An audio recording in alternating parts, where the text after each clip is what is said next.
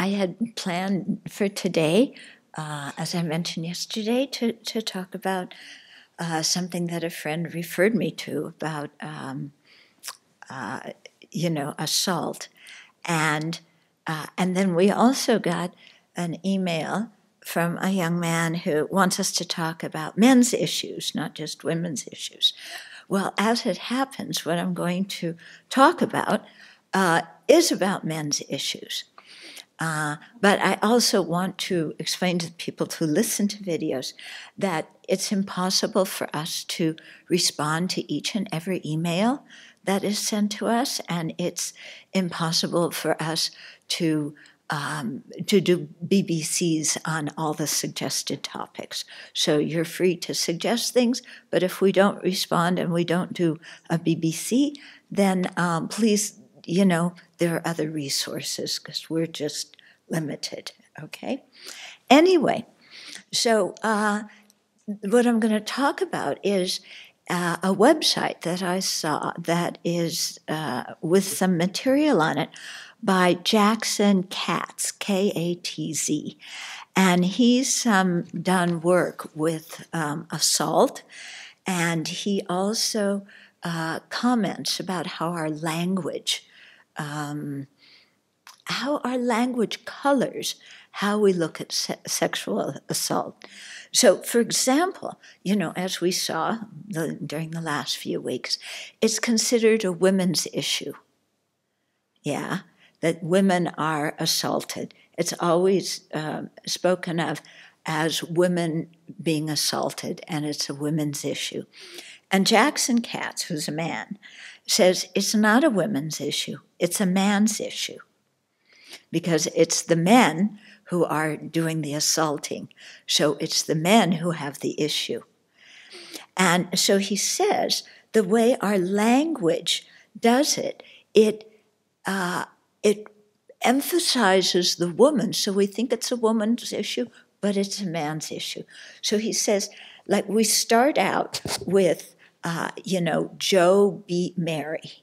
Okay, so that's an active sentence with a subject, a verb, and an object. And Joe is the subject. He's the foremost thing. Joe beat Mary. Then we say, Mary was beaten by Joe. It's there in the passive sentence structure. There the emphasis goes to Mary. Joe's at the end of the sentence. Mary was beaten by Joe. Then it goes to Mary was beaten. Joe's out of the picture. And then it goes to Mary is a battered woman. So now Mary has an identity. And Joe is long gone, even though Joe was the one who did the beating.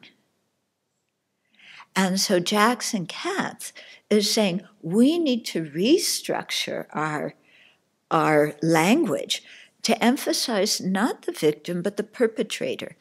And he says that men can also be raped and can be the victims of sexual violence. Yeah, so it's not just a women's issue. Yeah, it's the perpetrator's issue.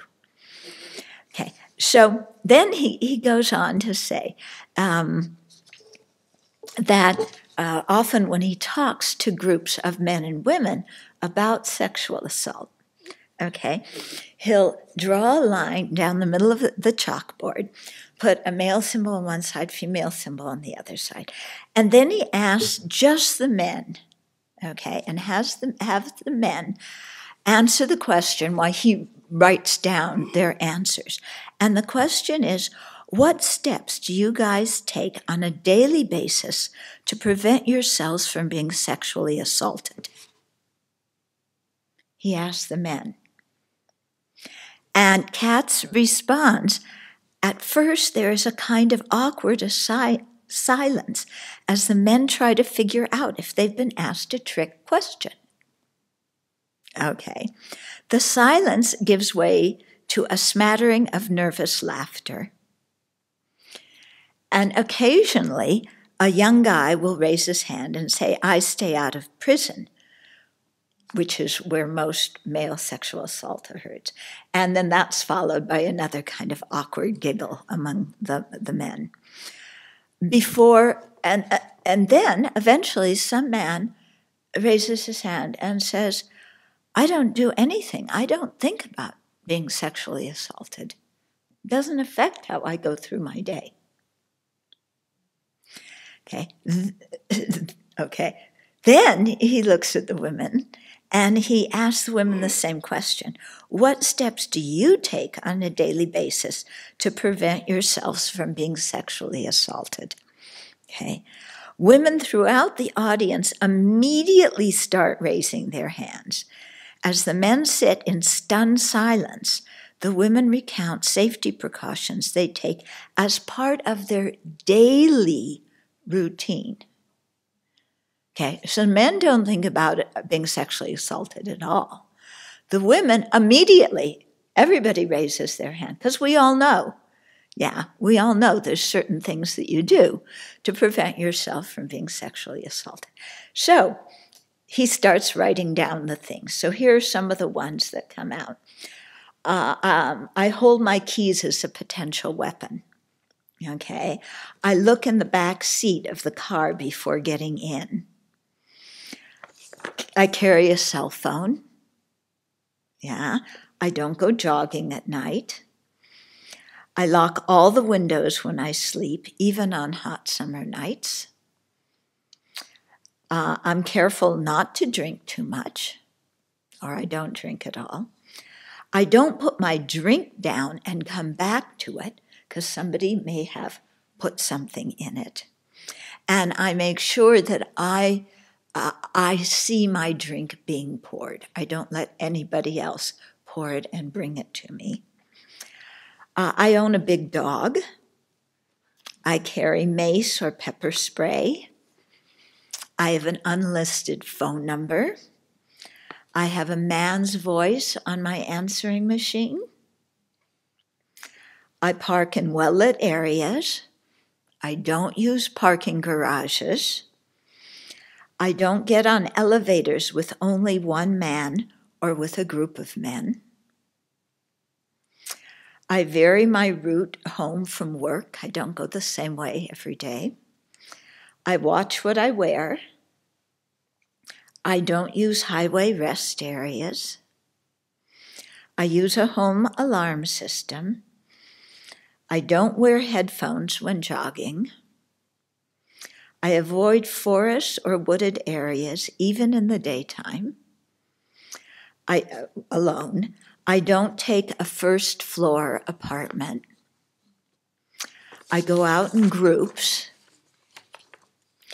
I own a firearm. I meet men on first dates in public places. I make sure to have a car or cab fare with me at all times. I don't make eye contact with men on the street, or I make assertive eye contact with men on the street. I walk by groups of men. In other words, I walk in another direction, away from groups of men who are hanging out on the street. And suppose you could also think of 5 more each. Yeah? So it's something that's on women's minds all day. It affects our everyday, and yet men don't think about it. Okay? And this list doesn't even talk about what about in the workplace. And I was really struck when Patty Davis, Ronald Reagan's daughter, she just, like last week in response to all this, told about her rape. She was in the corner office of a music executive who got up from his chair, pushed her down on the couch, and raped her in his corner office. Yeah? So Jackson Katz says, we have a problem, and it is well past time to address it. It's time to reshape how we address sexual assault from our classrooms to the workplace and everywhere in between. To train our young boys and men that humiliating, harassing, and sexually assaulting women is not okay.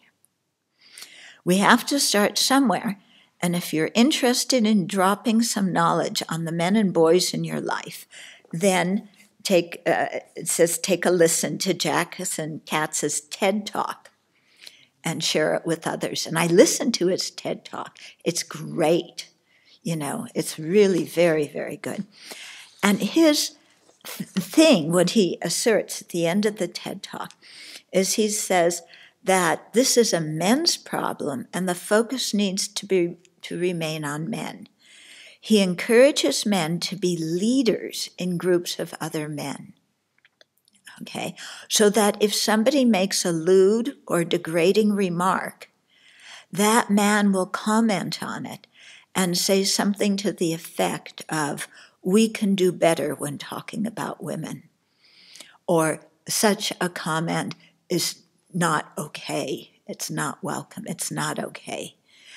And so he's really calling on men to be leaders among other men in re-educating men and boys about this issue. So I think that's an excellent idea, because we all know and his technique works also for all the isms, for racism, ageism, genderism, any kind of discrimination. The emphasis in the language always remains on the victim, not on the perpetrator.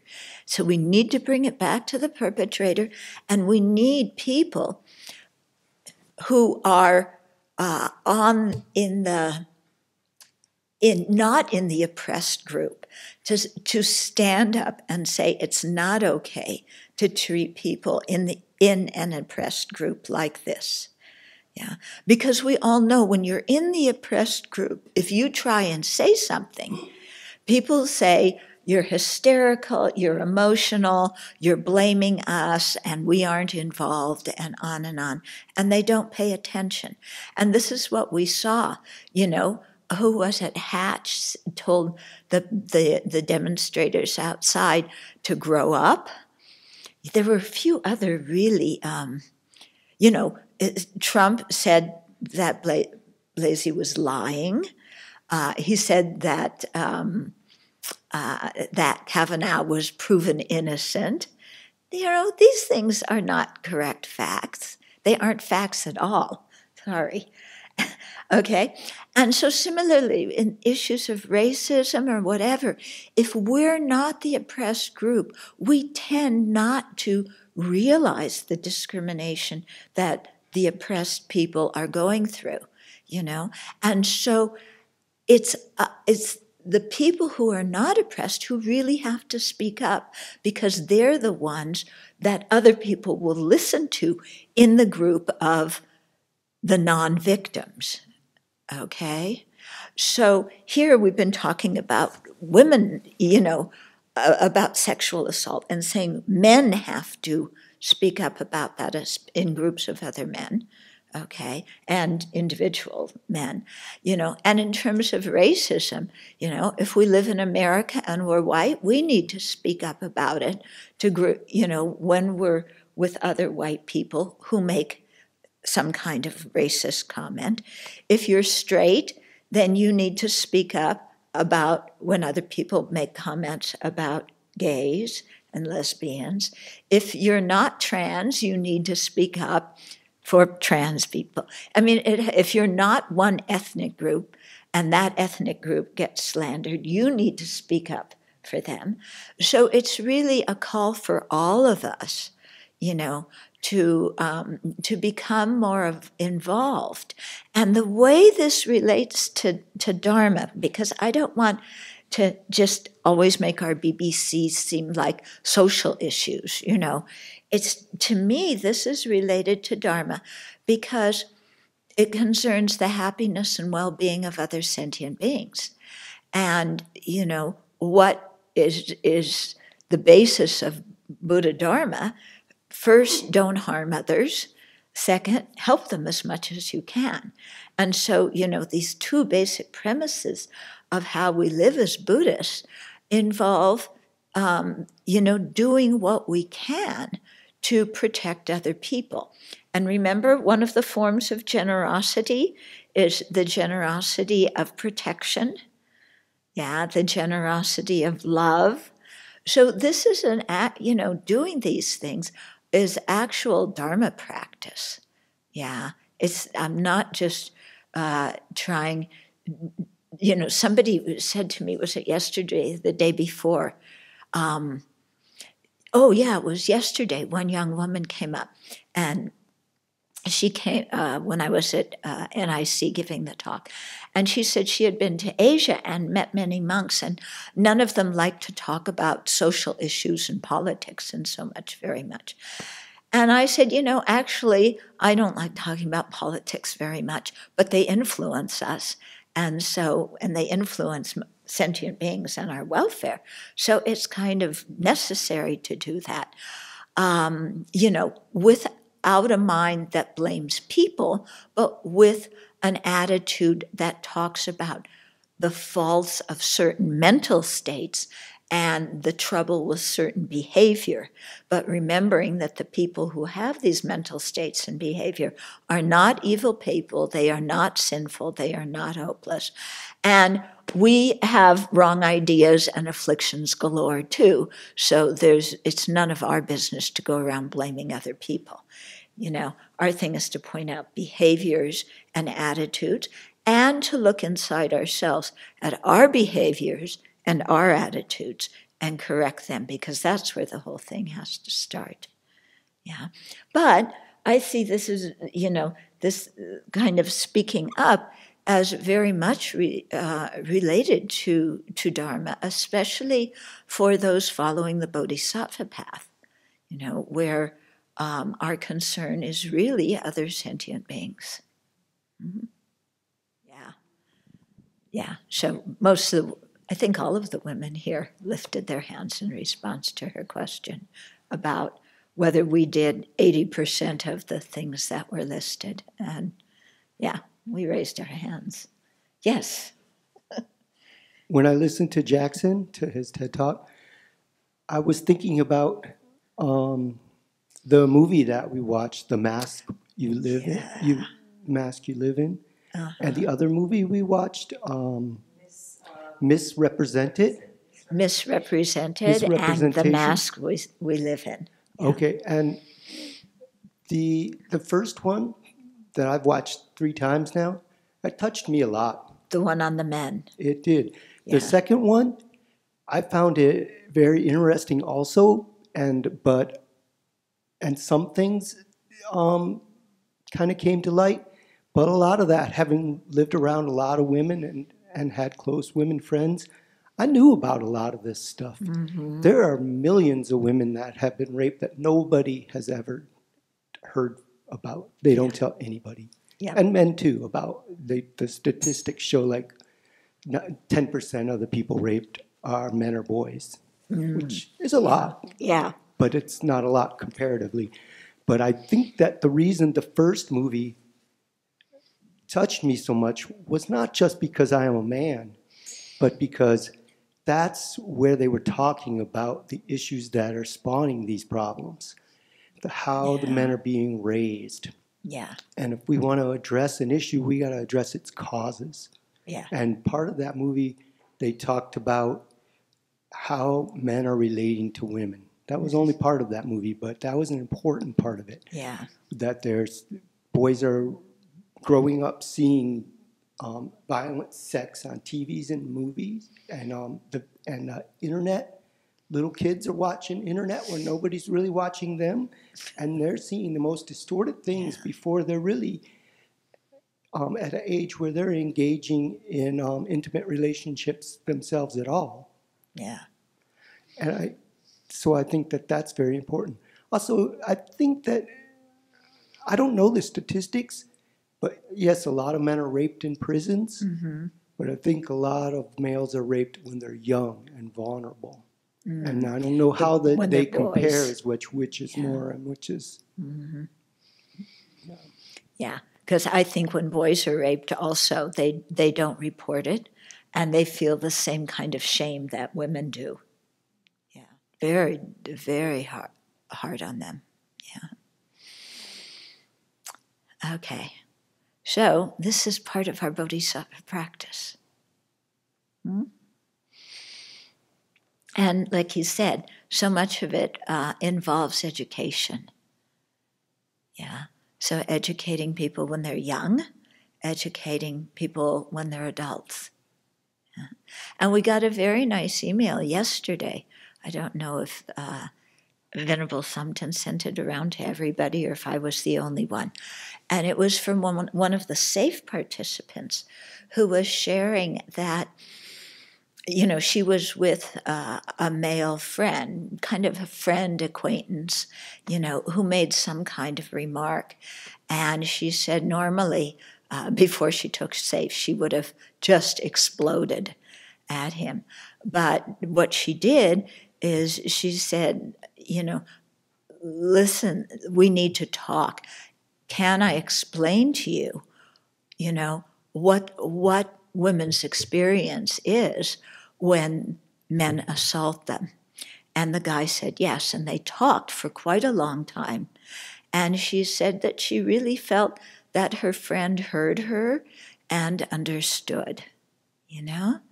And so that's the kind of education that needs to happen instead of just blaming and screaming, really taking the time with any ism to sit down and talk to people.